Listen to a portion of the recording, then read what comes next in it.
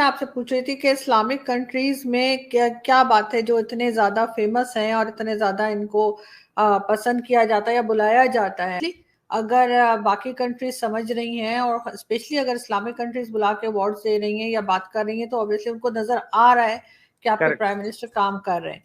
क्योंकि अपने अपने जो हैं वो तो खैर कुछ और ही कहते हैं, उनका तो फर्क नहीं पड़ता, लेकिन हाँ बाहर वाला अगर अप्रिशिएट करे तो वो जरूर काउंट होता है। नहीं, और आरजू जी एक कंट्री नहीं, सारी कंट्रियां, ये एक कंट्री की बात नहीं है, सारी कंट्रियों की बात है। और आपको इस्लामिक देशों ने कुल मिलाकर 6 बार प्रधानमंत्री मोदी को अपने देशों के सबसे बड़े अवार्ड से सम्मानित किया है। ये जाहिर करता है कि भारत के साथ अच्छे रिश्ते रखना अरब देशों के लिए कितना जरूरी है। इंडिया की तो क्या फिर आप समझते हैं कि इकोनॉमी जो है वो उसी तरीके से एस्टैब्लिश करेगी या वहां पर कोई प्रॉब्लम्स नहीं आएंगी? आप इसको कैसे देख रहे हैं? उन्होंने उसकी कोई बात वो कहते हैं ना कि चारों, वो क्या कहते हैं, सारे उंगलियां घी में और सब कढ़ाई जी, में। पांचों और सर कढ़ाई में।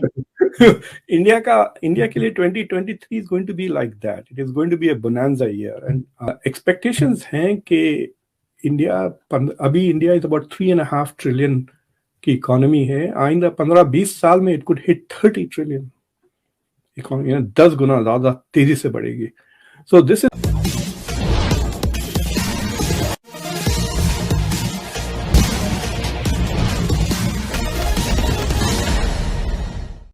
एक सर्वेक्षण के अनुसार 2022 में प्रधानमंत्री मोदी मुस्लिम दुनिया में भी सबसे लोकप्रिय नेता बने रहे, और यह उन लोगों के मुंह पर करारा तमाचा है जो ये कहते हैं कि प्रधानमंत्री मोदी मुसलमानों के खिलाफ है। साथ ही आईएमएफ ने यह भी कहा है कि भारत की अर्थव्यवस्था जल्द ही 10 गुना यानी $3 ट्रिलियन से $30 ट्रिलियन होने जा रही है। अगर कोई दूसरे देश की मीडिया कहता तो शायद भरोसा नहीं होता, लेकिन हमारे विरोधी देश पाकिस्तान की मीडिया कहती है तो भरोसा करना पड़ता है। आइए आप भी सुने।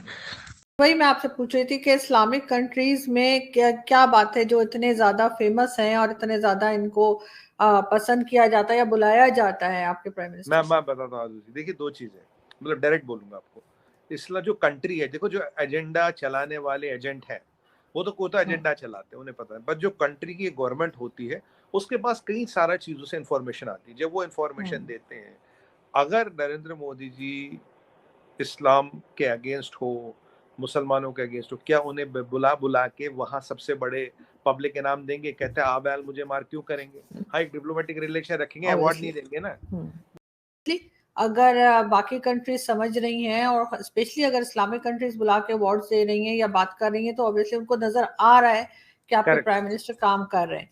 क्योंकि अपने अपने जो हैं वो तो खैर कुछ और ही कहते हैं, उनका तो फर्क नहीं पड़ता, लेकिन हाँ बाहर वाला अगर अप्रिशिएट करे तो वो जरूर काउंट होता है। नहीं, और आरजू जी एक कंट्री नहीं, सारी कंट्रियां, ये एक कंट्री की बात नहीं है, सारी कंट्रियों की बात है। और आपको और यहाँ पे मुसलमान का डेवलपमेंट हो रहा है।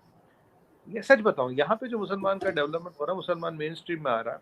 आपको मैं बताऊं, यूपी में करीब 43 लाख घर दिए गए प्रधानमंत्री आवास योजना में।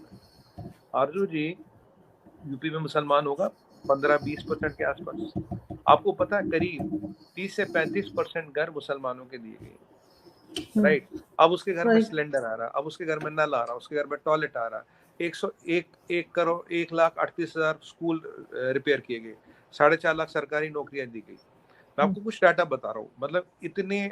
और ये आपके करीब करीब जो एक इंश्योरेंस 6.5 करोड़ लोगों का किया गया, राइट, जो एलिजिबल थे। करीब करीब 14 करोड़ लोगों को फ्री राशन मिल रहा है, फ्री राशन। वहां तो हिंदू मुसलमान का फर्क नहीं है। 38,400,000 नए कारखाने लगाए गए।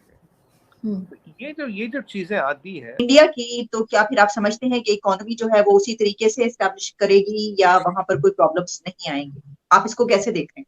उन्होंने उसकी कोई बात वो कहते हैं ना कि चारों, वो क्या कहते हैं, सारे उंगलियां घी में और सब कढ़ाई जी, में। पांचों और सर कढ़ाई में।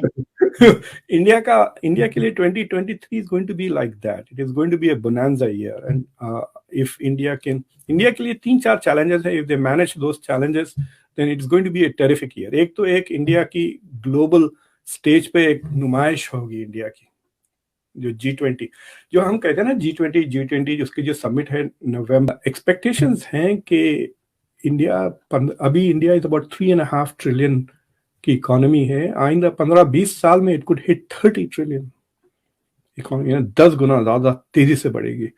सो दिस इज इस्लामिक देशों ने कुल मिलाकर 6 बार प्रधानमंत्री मोदी को अपने देशों के सबसे बड़े अवार्ड से सम्मानित किया है। ये जाहिर करता है कि भारत के साथ अच्छे रिश्ते रखना अरब देशों के लिए कितना जरूरी है। अप्रैल 2016 में सऊदी अरब ने पीएम मोदी को किंग अब्दुल अजीज साश अवार्ड से सम्मानित किया।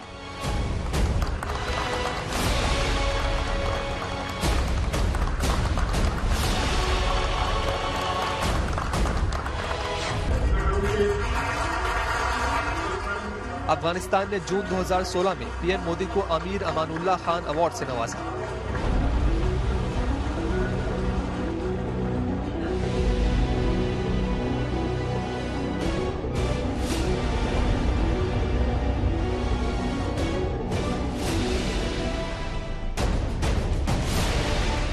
फरवरी 2018 में फिलिस्तीन ने प्रधानमंत्री नरेंद्र मोदी को grand collar of the state of Palestine सम्मान दिया।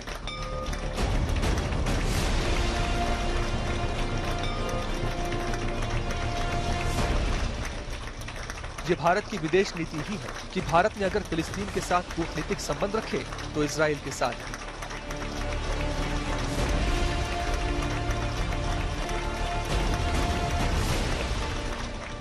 जून 2019 में मालदीव्स ने पीएम मोदी को रूल ऑफ निशान इज्जुद्दीन अवार्ड से सम्मानित किया।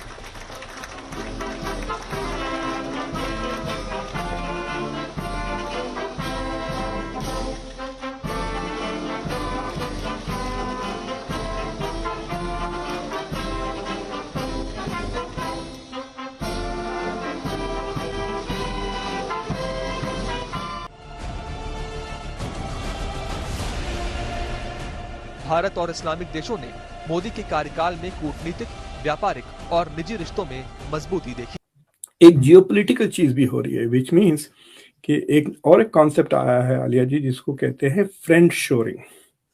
पहले हम ऑफ शोरिंग कहते थे, अब फ्रेंड शोरिंग। यानी जो ग्लोबलाइजेशन का इनिशियल प्रेमिस था कि आप वहां जाएं जहां सबसे सस्ता आप मैन्युफैक्चरिंग कर सकते हैं, जहां सबसे सस्ता सप्लाई सोर्सेस बना सकते थे, तो उससे चाइना का बहुत फायदा हुआ 20, 25, 30 साल तक, जिसकी वजह से उसकी ग्रोथ रेट्स इतनी फिनोमिनल रहे 30 साल। आपको पता है 1980s, 1979, 1980 के करीब इंडिया और China were at the same level GDP, और अब China is nearly 5 times bigger than India because of globalisation का फायदा हुआ। लेकिन अब क्या हो रहा है कि पीपल, जैसा कि यूक्रेन की और रशिया की वजह से काफी अफ्रीका, लैटिन अमेरिकन कंट्रीज में फूड शॉर्टेजेस हो गए।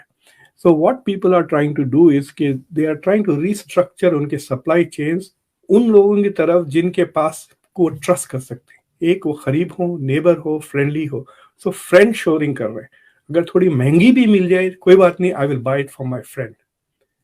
तो ये जो फ्रेंड शोरिंग की स्ट्रक्चरिंग हो रही है, उसका फायदा इंडिया को ज्यादा होगा, because now the West sees China as a geopolitical competitor, India as a potential ally and a friend. तो जो फॉरेन डायरेक्ट इन्वेस्टमेंट्स होंगे वो इंडिया में ज्यादा होंगे बनिस्बत चाइना के, and that you will see beginning in 2023। Already iPhone 14 India में एक्सपोर्ट होना शुरू कर दिया है। India is making that.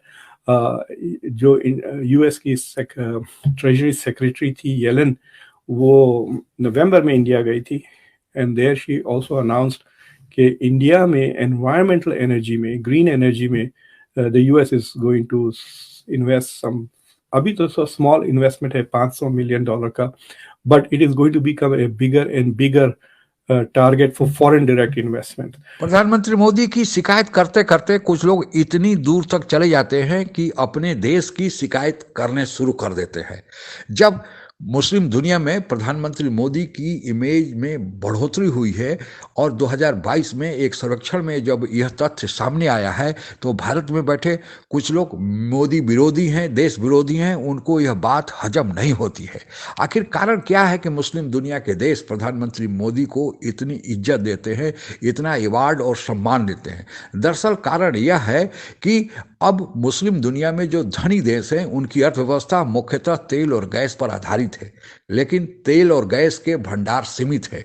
वे चाहते हैं कि अब इससे बाहर निकलकर दूसरे व्यवसाय में भी अपने पैसा को लगाया जाए, क्योंकि जब तेल और गैस का भंडार खत्म हो जाएगा तो फिर करेंगे क्या। इसलिए वे चाहते हैं कि समय रहते ही वह अपना व्यवसाय बढ़ाएं और भारत उनके लिए एक बहुत अच्छा ट्रेडिंग पार्टनर के रूप में सामने आया है।